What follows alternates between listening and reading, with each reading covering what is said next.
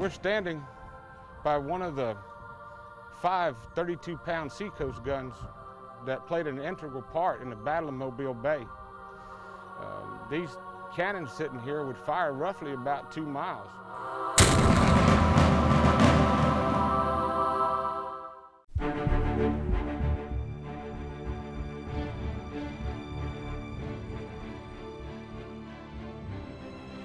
Out to our west would have been where General Granger on August 3rd lands 2,000 infantry soldiers and starts to attack Fort Gaines from the land face side.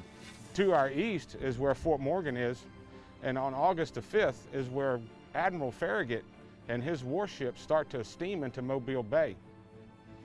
Now, during the Battle of August 5th, this fort would have been mostly in an infantry battle. Its cannons really can't quite reach to the other side to be effective against the Navy. But on the infantry side of it, these cannons and cannons as well that lined our walls would have been defending the fort from the western side from these Union soldiers. They had advanced by August 5th to within 1,200 yards of the fort. We're starting to get pretty close to the walls, so much so that it's said that where they set up their cannons, the sand dunes were so tall that they could fire at downward angles inside this fort. Down below, what's going on down there, there's men running back and forth to the different artillery positions, to the different gun ports for the riflemen, bringing ammunition back and forth. There was 2 bomb proofs inside of the fort that they would have been running in and out of. It would have been a hectic scene.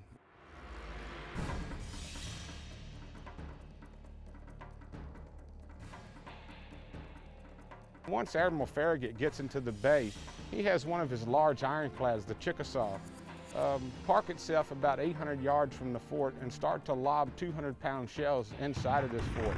One of those shells is said to have gone through the roof of one of the bomb proofs and blew up and killed several soldiers. The infantrymen here had lost a willing to fight, that they felt like that the bomb proofs that were constructed to protect them could no longer protect them.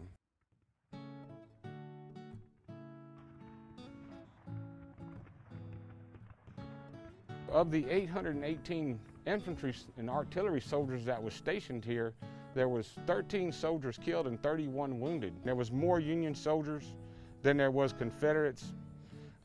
One of the biggest advantages is there's nobody left in Mobile to send down here to help.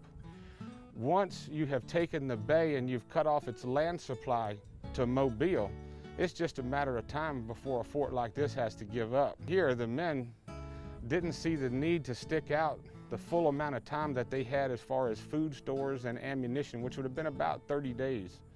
So on August 9th, had been demoralized to the point to where this fort is surrendered to the Union side.